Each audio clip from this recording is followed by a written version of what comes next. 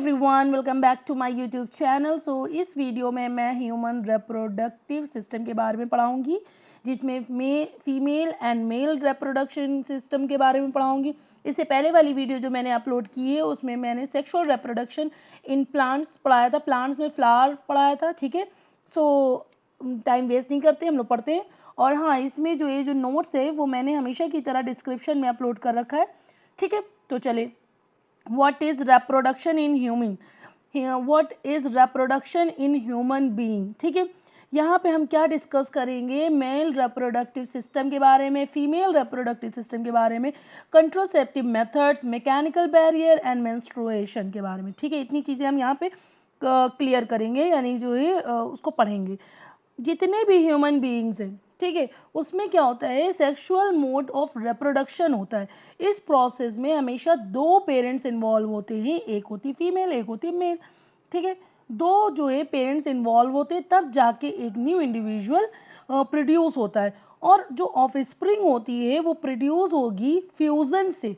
किसके फ्यूजन से? गैमेट्स से। गैमेट्स मतलब मैंने बता रखा है क्या होता है, सेक्स सेल जिसमें होते हैं। ठीक है, अब इसमें क्या होगा, जो न्यूली फॉर्म इंडिविजुअल है वो क्या करेगा, वो डिफरेंट होगा अपने पेरेंट्स से, बोथ जेनेटिकली एंड फिजिकली, दोनों ही। ज़रूरी नहीं है कि पेरेंट्स जैसे जो है फिजिकली दिखते हैं वैसे ही ऑफ स्प्रिंग आए, वो डिफरेंट होता है, जेनेटिकली भी उनमें डिफरेंस आता है। ठीक है, तो इसमें जो human reproduction is example of sexual reproduction.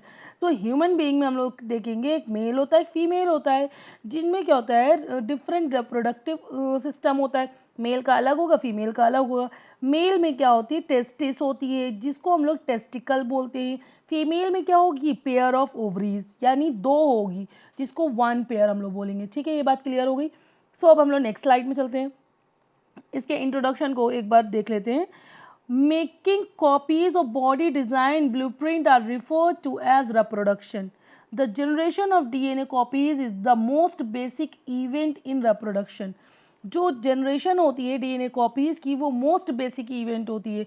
यानी अगर जो है आप ऑफस्प्रिंग की बात करें तो उसमें जो है डीएनए की जो फिंगरप्रिंट, जो डीएनए होता है वो सेम होता है। ठीक है, जिसका फुल फॉर्म क्या होता है, डीएनए का फुल फॉर्म होता है डीऑक्सी राइबो न्यूक्लिक एसिड। ये मॉलिक्यूल क्या होगा, ये क्रोमोसोम में होता है। क्रोमोसोम कहाँ होता है, न्यूक्लियस में होता है। वो न्यूक्लियस कहाँ होता है, सेल के अंदर होता है। और ये कंटेन करता है इंफॉर्मेशन, इनहेरिटेंस ऑफ ट्रेड्स की, from parent to next generation. मतलब एक पेरेंट से जो इन्फॉर्मेशन जाएगी दूसरे ऑफस्प्रिंग में जाएगी। तो अगर ये पता करना है ये दोनों आपस में लिंक है, तो डीएनए को आप टेस्ट कर लो, तो आपको जेनेटिक मटेरियल के बारे में पता चल जाएगा। जेनेटिक मटेरियल वो दोनों का सेम होगा। ठीक है, फिजिकल अपेयरेंस हो गया या फिर कुछ और भी हो गया, वो डिफरेंट होता है। ठीक, इतनी बात समझ में आ गई। जो ह्यूमन होते हैं वो सेक्सुअल मोड ऑफ रिप्रोडक्शन करते हैं। इसमें क्या होता है, स्पेशलाइज सेल को लेते हैं, जो जिसको क्या बोलते हैं, जर्म सेल कहते हैं। और ऐसा पीरियड जिसमें रिप्रोडक्टिव टिश्यू जो है मैच्योर होने लगता है, ठीक है, उसको कहते हैं प्यूबर्टी। प्यूबर्टी जो है फीमेल में भी होती है एंड मेल में भी होती है। ठीक है, ऐसा पीरियड होता है जिसमें ये पहले ऑफ स्प्रिंग होते हैं, ये थोड़े आई मीन इन्फेंट बेबी होते हैं, देन उसके बाद धीरे धीरे बड़े होते हैं। तो जब ये थोड़े ग्रो होने लगते हैं तो इनमें क्या होता है, रिप्रोडक्टिव टिश्यू होता है वो मैच्योर होने लगता है। जैसे ही वो मैच्योर होता है तो उस फेज को हम लोग प्यूबर्टी कहते हैं। ठीक है, ये बात क्लियर हो गई। ये क्या करेगा, ये एक्टिवेट करेगा किस चीज़ को, जो प्यूबर्टी आएगी तो वो एक्टिवेट कर देता है जर्म सेल को, यानी उनके सेक्स सेल को। ठीक है, और फिर ये पार्टिसिपेट करने लगते हैं सेक्सुअल रिप्रोडक्शन में। और ये कैसे चेंजेस लाती है, प्यूबर्टी जब आती है बॉडी में तो वो क्या चेंजेस लाती है। जैसे अगर आप फीमेल्स की बात करो तो उनके ब्रेस्ट साइज इंक्रीज होने लगते हैं। और जो अगर बॉयज़ की बात करो तो उनके फेशियल हेयर ग्रोथ जो है आने लगते हैं। ठीक है, ये एक साइन होता है सेक्सुअल मैचुरेशन का। तो अब मैं नेक्स्ट लाइन में देखती हूँ, human reproductive system. Human reproductive system में सबसे पहले मेल रिप्रोडक्टिव सिस्टम को हम लोग देख लेते हैं। किसको देख लेते हैं, मेल रिप्रोडक्टिव सिस्टम को। ठीक है, इसमें देखो ये डायग्राम बना हुआ है। ठीक, इसमें क्या है, आप डायग्राम में देख लो, पूरा सब लिखा हुआ है। It is called bladder, this is called bladder, this is called prostate gland, this is outer layer is penis, and inside layer is, that is urethra, and this is called testis, and the outer layer is called scrotum, and this duct is called vas deferens, and this is ureter, and this is a seminal vesicle and complete. ठीक है, तो अब इसको हम लोग पढ़ लेते हैं। पढ़ने में क्या करेंगे, देखो जो मेल गैमीट होता है वो क्या रखता है अपने पास, स्पर्म को। ठीक है, वो स्पर्म प्रोड्यूस करेगा मेल रिप्रोडक्टिव सिस्टम में। जो स्पर्म होते हैं वो यूनिसेल्युलर होते हैं। ठीक है, कैसे होते हैं, यूनिसेल्युलर स्ट्रक्चर होता है, उसमें क्या होता है, एक हेड होता है, एक मिडिल पीस होता है, एक टेल होता है, इस तरीके से बनता है। ठीक है, देखो ये हेड हो गया, ये हेड हो गया, ठीक है, ये मिडिल पीस हो गया, और ये आपका टेल हो गया। ठीक है, ये बात क्लियर हो गई। सो अब हम लोग नेक्स्ट स्लाइड में चलते हैं। जो मेल रिप्रोडक्टिव सिस्टम होता है वो क्या क्या कंसिस्ट रखता है, मैंने नाम तो यहाँ पे आपको दिखा दिए। अब इसको क्या करना है, इसको हम लोग पढ़ते हैं, हमको पता भी तो होना चाहिए। लिखेंगे क्या, टेस्टिकल, टेस्टिस, टेस्टिस को ही टेस्टिकल कहते हैं। देखो ये वाला पोर्शन जिसके बारे में पढ़ाने जा रहे हैं, ये क्या होगा, ये ओवल शेप ऑर्गन में, और एक पाउच जैसा मास्ट होता है जिसको हम लोग कहते हैं स्क्रोटम। देखो एक ही इसमें मैंने दोनों को कवर कर दिया। ये जो है देखो ये पेयर है टेस्टिस, और ये जो है जिसमें एक पाउच टाइप का स्ट्रक्चर उसके अंदर ये कवर होता है, ये पाउच क्या होता है, दैट इज स्क्रोटम। ये रिस्पॉन्सिबल होता है किसके लिए, प्रोडक्शन ऑफ स्पर्म के लिए। यहीं पर स्पर्म बनेगा जो कि मेल हार्मोन और मेल हार्मोन टेस्टोस्टेरोन बनेगा। ठीक है, अब स्क्रोटम, स्क्रोटम मैंने बता दिया लेकिन फिर से पढ़ा देती हूँ। ये सैक लाइक ऑर्गन होता है, ये हैंग होता है, लटका हुआ होता है, किसके पीछे होता है, ये पेनिस के पीछे होता है। ठीक है, और ये किसका घर होता है, ये इसके अंदर क्या होता है, स्क्रोटम के अंदर टेस्टिस होता है। तो यानी ये टेस्टिस का जो है एक घर होता है टेस्टिकल का, इसी के अंदर जो है टेस्टिस आ रहा है। ठीक है, तो ये हाउस हो गया। ठीक है, ये क्लियर हो गया। अब क्या हो गया, ये मेंटेन करता है टेम्परेचर को। कैसे टेम्परेचर को मेंटेन करेगा, जिस टेम्परेचर पे स्पर्म का प्रोडक्शन होता है उस टेम्परेचर को ये मेंटेन करता है। ठीक है, ये बात क्लियर हो गई। कौन मेंटेन करता है, स्क्रोटम। ठीक है, now second next one is vast difference. Vast difference देखो क्या है, ये जो डक्ट टाइप की आई हुई है। ठीक है, अब क्या होगा, जो स्पर्म होगा जो प्रोड्यूस हो रहा है कहाँ से, टेस्टिस में। ठीक है, तो वो स्टोर होगा एक ट्यूब लाइक स्ट्रक्चर में, उसको कहते हैं एपिडाइमिस। ये याद रखना, इसको आगे मैं पढ़ाऊंगी। एपिडाइमिस क्या होता है, जहाँ पे जो टेस्टिस होती है वो आपकी वो प्रोड्यूस कर रही है स्पर्म को, तो उसको रखने वाला कुछ जगह होगी, तो एक ट्यूब में वो रखी जाती है जिसको हम लोग कहते हैं एपिडाइमिस। और यहाँ पर क्या होगा, जो स्पर्म होता है वो मैच्योर होगा, फिर वो पास हो जाएगा कहाँ पर, यूरिथ्रा में। देखो यहाँ पर ये स्पर्म हुआ मैच्योर, अब ये देखो ये वाली लाइन होते हुए ऐसे जाती हुई ये यूरिथ्रा, यूरिथ्रा में चली गई। ठीक है, देखो ये यूरिथ्रा। ठीक है, क्लियर हो गया। So the next is through muscular tube call vast difference. किस ट्यूब के थ्रू, मस्कुलर ट्यूब के थ्रू, वास्ट डिफरेंस के थ्रू। अब इसमें हम लोग पढ़ते हैं एसेसरी ग्लैंड। एसेसरी ग्लैंड क्या होती है, जैसे कि आपने ये देखा कि इसमें तीन तरीके की ग्लैंड है। एक देखो ये प्रोस्टेट ग्लैंड आपको दिखेगी, एक आपको ये सेमी वेजाइकल ग्लैंड दिखेगी। ठीक है, प्रोस्टेट हो गया, सेमी वेजाइकल हो गया, एंड कॉपर ग्लैंड। ठीक है, ये इनके जो है ग्लैंड्स है, इसमें यहाँ पे बनाया नहीं मैंने। जो सिक्रेशन हो रहा है फ्रॉम द थ्री ग्लैंड, जब ये सिक्रेशन होगा ये तीनों ग्लैंड से, किससे, सेमी वेजाइकल से, प्रोस्टेट ग्लैंड से, और एक था copper, COWPER। something is problem here, I don't know what it is।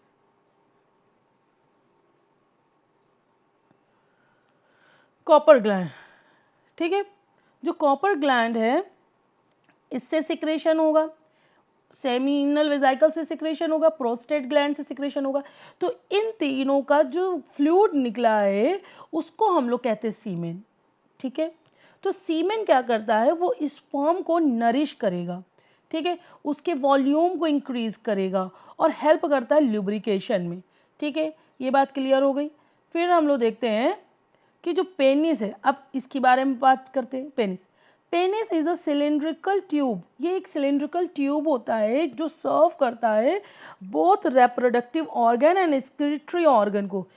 ठीक है। जो मेल में जो ये पेनिस होता है ये सेम वे होता है, इसी से स्पर्म डिलीवर होता है और इसी से स्क्रीटरी आई मीन जब आप यूरिन डिस्कार्ड करते हो तो वो भी मेल में इसी पेनिस के थ्रू यूरिथ्रा से होता हुआ डिस्कार्ड होता है, यानी आउट कर दिया जाता है। तो देखो it deliver sperm into the vagina during sexual intercourse. Sexual intercourse के दौरान जो स्पर्म होता है इसी के थ्रू डिलीवर किया जाता है। ठीक है, ये बात क्लियर हो गई। So the next point is, अब हम लोग थोड़ा प्रोसेस देख लेते हैं। जो मेल रिप्रोडक्टिव सिस्टम होता है वो कंसिस्ट करता है नंबर ऑफ सेक्स ऑर्गन को and hence contribute to the human reproductive process. Male reproductive system किसको रख रहा है? सेक्स ऑर्गन को रख रहा है, जिसकी वजह से ह्यूमन रिप्रोडक्टिव प्रोसेस होगा।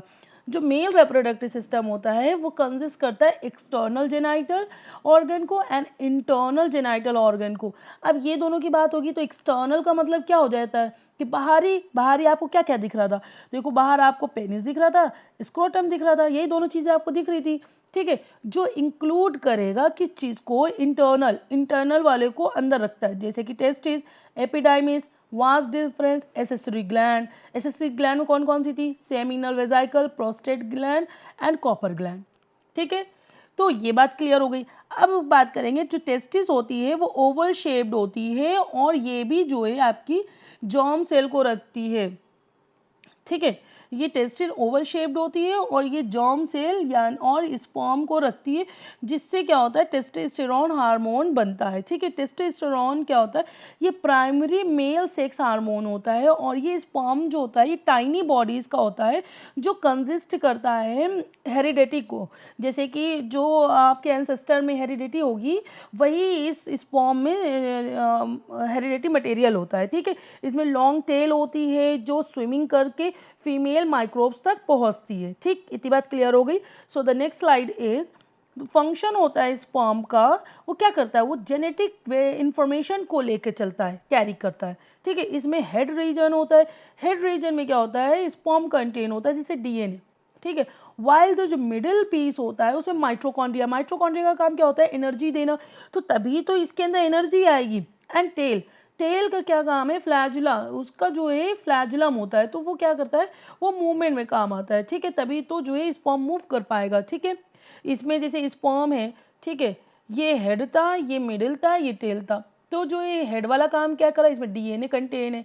ठीक है, मिडिल वाले में क्या है? माइटोकॉन्ड्रिया है, जिसकी वजह से एनर्जी रहेगी, और ये फ्लैजुला की वजह से मूव करेगा। ठीक, इतनी बात क्लियर हो गई। और जो प्रोसेस है किसका? स्पर्म फॉर्मेशन ऑफ स्पर्म का, उसको हम लोग कहते हैं स्पर्मेटोजेनेसिस। और स्पर्मेटोजेनेसिस कहाँ होता है? उसका मतलब साइट क्या होती है? दैट इज सेमिनिफेरस ट्यूब्यूल में। ठीक है, और जो पाथवे होता है मेल रिप्रोडक्टिव प्रोसेस का, वो देखो कैसे, टेस्टिस से एपिडाइमिस में जाएगा, एपिडाइमिस से वास डिफरेंस, वास डिफरेंस से इजैकुलेटरी डक्ट से होता हुआ यूरेथ्रा में। देखो डायग्राम में मैं एक बार फिर से आपको दिखा देती हूँ। ये देखो यहाँ पर टेस्टिस, टेस्टिस से आपका वास डिफरेंस, वास डिफरेंस के बाद इजैकुलेटरी डक्ट से होता हुआ यूरेथ्रा। देखो ऐसे, testis, then vas deferens, then ejaculatory duct से होता हुआ यूरेथ्रा। दिख गया? ओके। अब हम लोग देखते हैं ये आपका, और इसमें क्या होगा? जो ग्लैंड होती है प्रोस्टेट ग्लैंड, तो ये क्या करती है? ये फंडामेंटल वेजाइकल्स को ऐड करती है, जो क्या करती है? इमिशन का काम करती है। सो द जो स्पर्म है वो लिक्विड में रहे, जिसकी वजह से वो आराम से फ्लो कर सकेगा, व्हीकल सिंपलर मतलब जा पाएगा। और जो ये लिक्विड होता है ये एडिशनली इसका काम क्या होता है? नरिशमेंट का भी काम होता है। ठीक है, so the next is female reproductive system. अभी आपने मेल रिप्रोडक्टिव सिस्टम पढ़ा, अब देखो फीमेल। फीमेल में देखो ये डायग्राम बना हुआ है। ठीक है, इसमें एक चीज़ देखो, ये दो बने हुए हैं, दैट इज ओवरी। ठीक है, ये देखो, ये है ओवरी, ये है ओवरी, यानी one pair of ovary, that is fallopian tube and that is fallopian tube, यानी one pair of fallopian tube. Fallopian tube को ओविडक्ट भी बोलते हैं, दैट इज सर्विक्स। ठीक है, and that is vagina and that is uterus. ठीक है, इसमें क्या होगा हम लोग पहले पढ़ लेते हैं, फिर उसके बाद इसके फंक्शन को दिखाएंगे। जो फीमेल रिप्रोडक्टिव सिस्टम होता है ये एक्टिव होता है before, during and after fertilisation में, ठीक है। ये कंसिस्ट करता है कुछ पार्ट्स को, जैसे कि पेयर ऑफ ओवरीज, एक पेयर है। Ovaries produce and store ovum in them. Ovary जो होती है वो प्रोड्यूस करती है और स्टोर, ये प्रोड्यूस भी करेगी और स्टोर भी कर देगी किसको, एग को। They also produce female hormone call estrogen, ठीक है। जो फीमेल में हार्मोन होता है एस्ट्रोजन, उसको भी ये प्रोड्यूस करती है। अब फैलोपियन ट्यूब का काम क्या है, जिसको ओविडक्ट भी कहते हैं, ये साइट ऑफ फर्टिलाइजेशन है, यहाँ पर फर्टिलाइजेशन होता है, ठीक है। और ये कनेक्ट होती है ओवरीज से विद द यूटेरस के साथ। देखो ऐसे कनेक्ट हो रही है, यहाँ से देखो डायग्राम से, ये ऐसे कनेक्ट होके देन यूटेरस से कनेक्ट हो रही है। हाँ, सो द नेक्स्ट स्लाइड में आप देखते हो यूटेरस। अब ये यूटेरस को क्या करेंगे, यूटेरस का काम क्या होता है, एम्ब्रियो का डेवलपमेंट करने का, ठीक है। इसके अंदर ही एम्ब्रियो डेवलप होगा। अब वेजाइना का काम देख लेते हैं। वेजाइना में क्या है, it is a part which connect the cervix to the external female body. जो एक्सटर्नल फीमेल बॉडी का जो सर्विक्स से ये वेजाइना कनेक्ट होता है, ठीक है। देखो यहाँ से कनेक्ट हुआ यहाँ तक, ठीक है। अब ये क्या करेगा, ये रूट होता है पेनिस का, ड्यूरिंग, इसी रूट से क्या करते हैं, जो मेल बॉडी का जो पेनिस होता है ड्यूरिंग इंटरकोर्स, और जो फीटस होता है आफ्टर प्रेगनेंसी, इसी रास्ते से एंटर करता है, ठीक है। सो अब हम पढ़ेंगे फीमेल कैसे जो है बेबी फॉर्म होगा और कैसे जो है एक से जाइगोट बनेगा, देन एम्ब्रियो, एंड देन वो वॉर्म में जाएगा, ठीक है। तो सबसे पहला पॉइंट क्या है, जो फीमेल रिप्रोडक्टिव सिस्टम है वो क्या प्रोड्यूस करता है, एग को और ओवम बोलते हैं, और हार्मोन जैसे एस्ट्रोजन एंड प्रोजेस्टेरॉन को भी, ठीक है। जो फीमेल रिप्रोडक्टिव सिस्टम होता है वो सपोर्ट करता है एम्ब्रियो को बनाने में, ठीक है। और इसके मेजर ऑर्गन कौन कौन से, देखो आपको दिख रहा होगा डायग्राम में, वही होंगे। इसके मेजर जो ऑर्गन होते हैं फीमेल रिप्रोडक्टिव ऑर्गन के, वो क्या होता है, एक तो सर्विक्स होता है, दूसरा वेजाइना होता है, ये तीसरा ओवरीज होता है एंड यूटेराइन ट्यूब होता है, और फैलोपियन ट्यूब एंड यूटेरस, ठीक है। ये जो मेनली पार्ट ऑर्गन होते हैं ये इंटरनल जेनाइटेलिया होते हैं, और एक्सटर्नल जेनाइटेलिया में क्या होता है, vulva include mons pubis, labia, clitoris and vestibule structure. ये बात क्लियर हो गई। सो द नेक्स्ट स्लाइड में देखते हैं, ओवरीज में क्या होगा, जो फीमेल जर्म सेल होगा या एग होगा वो प्रोड्यूस होगा कहाँ पर, इस ओवरी में, ठीक है। आपका जर्म सेल या एग जो है यहाँ प्रोड्यूस हुआ, ठीक है, ये आ गया एग्स, ठीक।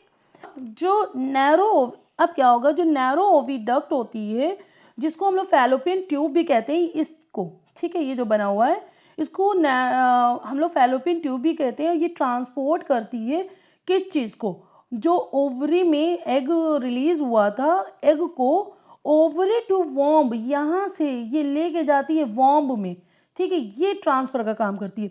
और जो ये यूटेरस होता है, यूटेरस क्या होगा, ये इलास्टिक बैग लाइक स्ट्रक्चर होता है, पियर शेप्ड होता है, ठीक है, और कनेक्ट करता है टू ओविडक्ट से, टू ओविडक्ट यानी दो फैलोपियन ट्यूब से ये कनेक्ट होता है।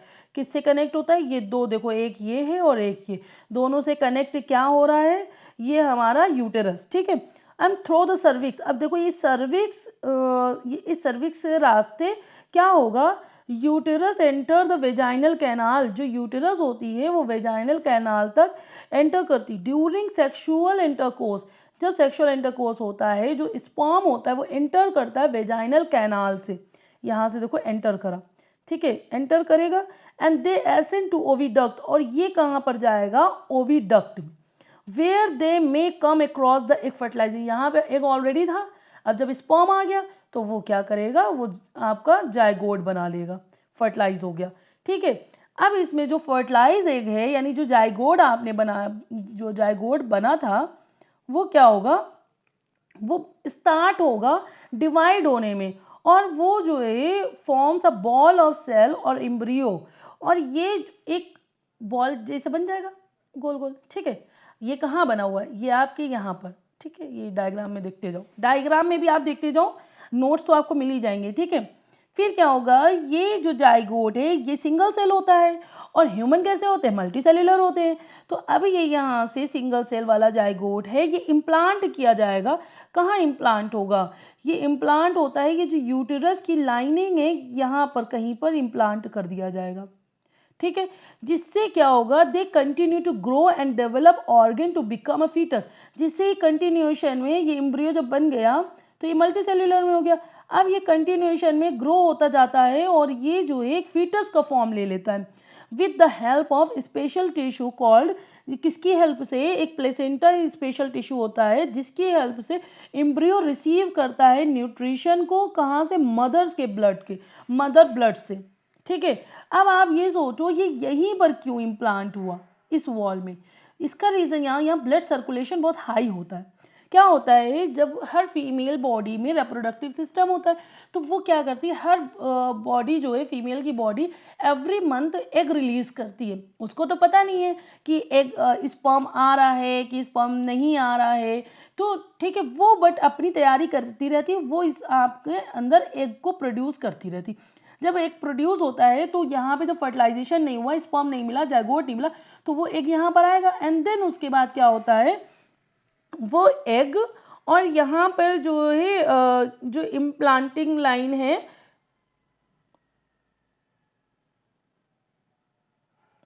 वो एग यहाँ से होता हुआ देन उसके बाद शेड कर दिया जाता है, ठीक है।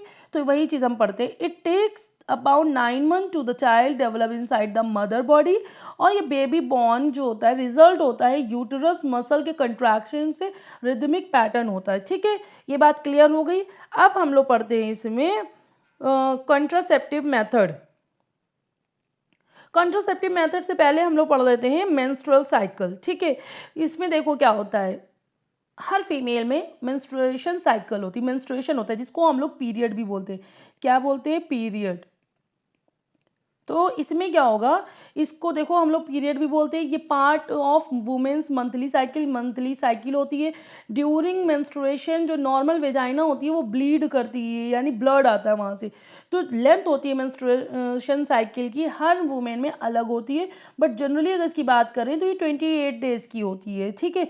और एवरी मंथ क्या होता है, वुमेन्स बॉडी प्रिपेयर होती है प्रेगनेंसी के लिए। मैंने भी बताया ना, वो एग को फॉर्म करती है यानी एग रिलीज करती है। लेकिन जब उसको स्पर्म नहीं मिलता है तो वो यूट्रस जो है शेड हो जाता है, its lining then menstruation occur, ठीक है। और मेंस्ट्रुएशन ब्लड जो होता है वो एक्चुअली पार्टली टिश्यू होता है, किसका, blood from inside the uterus, ठीक। जो यूटरस होती है set itself off consistently to get treated egg and its covering turn out to be thick and light. इसका जो कवर होता है वो थिक एंड लाइट होता है, जिसकी वजह से जब एग फर्टिलाइज नहीं होता है, स्पर्म उसको नहीं मिल पाता है, तो जो लाइनिंग होती है स्लोली ब्रेक होती है कम और बॉडी से बाहर निकलने लगती है। किस रास्ते, वेजाइना के थ्रू। और किस फॉर्म में, ब्लड एंड म्यूकस के फॉर्म में, ठीक है। ऑन एन एवरेज क्या होता है, अगर 51 एज की लेडीज को आप देखोगे, वुमेन को, तो उनमें ये ओवरीज जो है स्टॉप कर देती है एग बनाना, और जिसकी वजह से उनका जब एग बनेगा नहीं तो वो जो स्पर्म का वेट करेगा नहीं और वो जो है शेड आउट,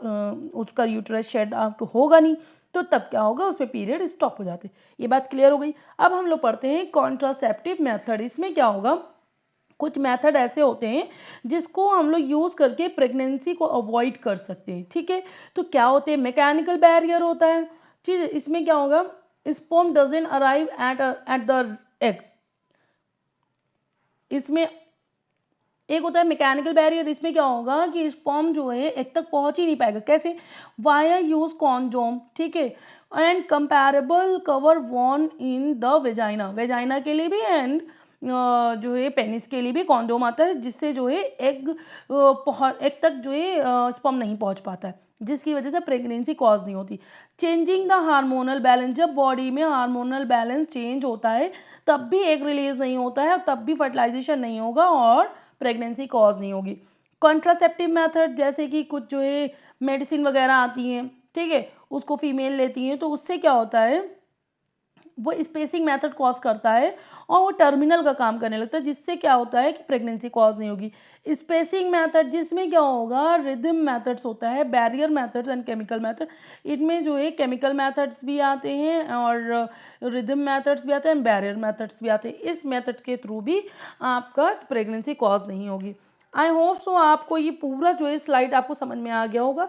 और अगर आपको कोई डाउट होता है तो प्लीज़ आप मेरे कमेंट बॉक्स में कमेंट में लिख दीजिएगा, मैं उसको जल्दी रिजॉल्व करने की कोशिश करूँगी। एंड इसके नोट्स हमेशा की तरह डिस्क्रिप्शन में है। और अगर आप मेरे चैनल पे नए हो तो प्लीज़ सब्सक्राइब करना मत भूलना, शेयर करना मत भूलना, लाइक करना मत भूलना। And one more thing, bell icon को हिट करना तो बिल्कुल मत भूलना, ताकि जब भी मैं कोई वीडियो डालूँ तो आप तक सबसे पहले आ जाए। And thank you so much. ये आपका हाउ डू ऑर्गेनिज्म वाला चैप्टर ऑलमोस्ट आपका फिनिश हो गया है। ठीक है।